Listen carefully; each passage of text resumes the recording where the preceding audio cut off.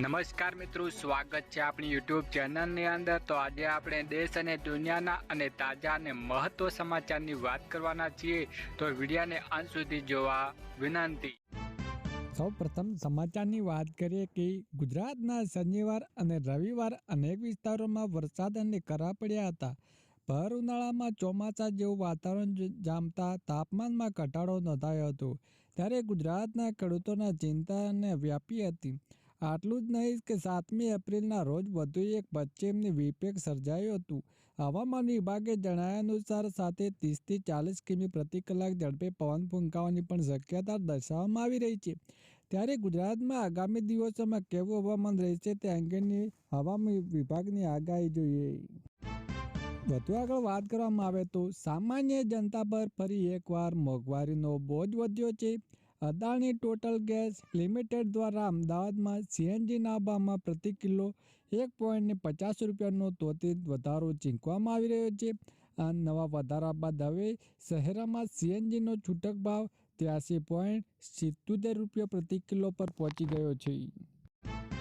સૌથી અગત્યની વાત કરવામાં આવે તો અમદાવાદ વૈશ્વિક અનિશ્ચિતતા પાછળ અમેરિકન ડોલર સામે રૂપિયામાં એક ધારી પીછે હટતા સ્લેબમાં ₹75 તળિયે ₹95 ઉતરી આવ્યા બાદ આજે રિઝર્વ બેંક ઓફ સટ્ટારૂપી પ્રવૃત્તિને કાબૂમાં રાખવા ભરેલા વિવિધ પગલાંને કારણે હુંડિયામણ બજારમાં ડોલર સામે 170 પૈસા ઉછળ્યો હતો। આજના આ ઉછાળાએ 13 વર્ષનો રેકોર્ડ પણ તોડ્યો હતો। વધુ આગળ વાત કરવામાં આવે તો રાજસ્થાનના રાજકારણ અને લોક સંસ્કૃતિ સામે જોડાયેલા એક મોટો વિવાદ હાલમાં ચર્ચામાં છે। શિવથી ધારાસભ્ય રવિન્દ્રસિંહ ભાટી અને પ્રખ્યાત લોકગાયક છોટુસિંહ રાવણા વચ્ચેનો વિવાદ હવે કાનૂની લડાઈ ફેરવાઈ ગયો છે। તાજેતરમાં વાયરલ થયેલા એફઆઈઆર કોપીઓ સમગ્ર પ્રકરણને વધુ ગંભીર બનાવી દીધું છે, જેમાં ધારાસભ્ય સામે ધમકીઓ અને ગુનાહિત દબાવ જેવા આરોપી લગાવવામાં આવી રહ્યા છે। વધુ આગળ વાત કરવામાં આવે તો આમ આદમી પાર્ટી અને રાઘવ ચડ્ડા વચ્ચે લડાઈ હવે આરપાર જંગમાં ફેરવાઈ રહી છે। રાઘવ ચડ્ડાએ તાજેતરમાં પોતાની પાર્ટી પર જે આક્ષેપો કર્યા હતા તેનો જવાબ આપવા ખૂબ જ પંજાબ મુખ્યમંત્રી ભગવત માન સિંહ, દિલ્હી મંત્રી સૌરભ ભારદ્વાજ મેદાનમાં આવ્યા છે। પાર્ટીના નેતાઓએ આક્ષેપ કર્યો છે રાઘવ હવે જનતાના મુદ્દા નહીં પણ માત્ર સોફ્ટ પીઆર પર કરી રહ્યો છે। વધુ આગળ વાત કરવામાં આવે તો ભારતની દરિયાઈ સુરક્ષા હવે લોખંડી કિલ્લા જેવી મજબૂત બની રહી છે। સંરક્ષણ મંત્રી રાજનાથસિંહે આજે ભારતીય નૌસેના બેડામાં સ્વદેશી ટેકનોલોજી સર્જન પરમાણુ સબમરીન એનઆઈએસ હરદીપ એનઆઈએસ આર્ડિમેન્ટ સામેલ કરી છે। આ માત્ર એક સબમરીન નથી પરંતુ પાણીની નીચે છુપાયેલી એક શક્તિશાળી યોદ્ધા છે। ભારતની નોન અષ્ટયુદ્ધ પરમાણુ નીતિની સુરક્ષા કવચ પૂરી પાડે છે। સૌથી અગત્યની વાત કરવામાં આવે તો ઈરાન અને અમેરિકા વચ્ચે ચાલી રહેલા ભીષણ યુદ્ધમાં જ્યાં દુનિયા શાંતિની આશા રાખી રહી હતી ને, ત્યારે તાજેતરના હુમલાઓને સીઝર ફાયરની તમામ શક્યતાઓ પર પાણી ફેરવી દીધું છે। તે લાગે છે કે ઈરાન પણ બક્કર બસ્ટર બોમ્બની કરવામાં આવેલા પ્રચંડ હુમલા અને અમેરિકાના પ્રમુખ ડોનાલ્ડ ટ્રમ્પ દ્વારા શેર કરવામાં આવેલા વિડીયોને સ્પષ્ટ સંકેત આપ્યો છે કે અમેરિકા અત્યારે નરમ પડવાનું મૂડમાં નથી।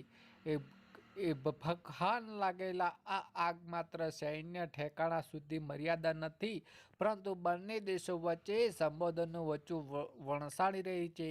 ટ્રમ્પની આ કાર્યક્રમ યુદ્ધનીતિ પરમાણુ મથકોમાં નિશાન બનાવીને આ કાર્યક્રમ પશ્ચિમ એશિયા યુદ્ધના વાદળો વધુ ઘેરાય બનાવ્યા છે, જેને કારણે આગામી દિવસોમાં ઘર્ષણ વધુ ભયાનક સ્વરૂપ ધારણ કરી શકે છે।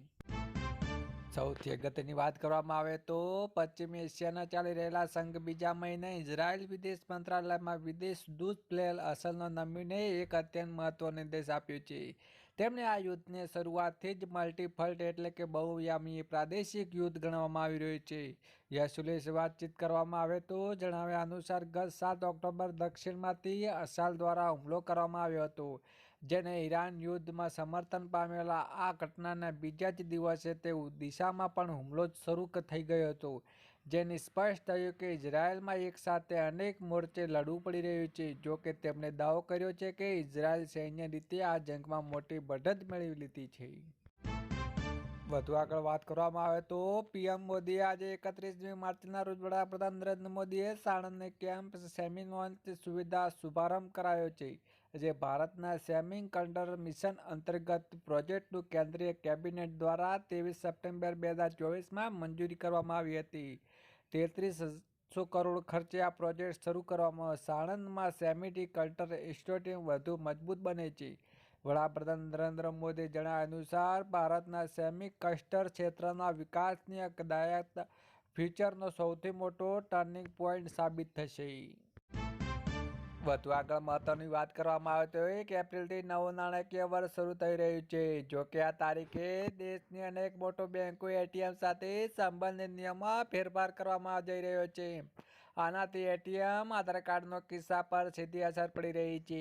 જે આ ફેરફારનો મુખ્ય હેતુ ડિજિટલ પેમેન્ટનું પ્રોત્સાહન આપવા માટે બેંકોના ખર્ચને કાબૂમાં રાખવાનો 1 એપ્રિલથી ડેબિટ કાર્ડ અને ક્યુઆર કોડના એટીએમમાંથી પૈસા ઉપાડવાની લિમિટ, ટ્રાન્ઝેક્શન ચાર્જ અને ઉપયોગ કરવાની રીત ફેરફાર થઈ રહ્યું છે.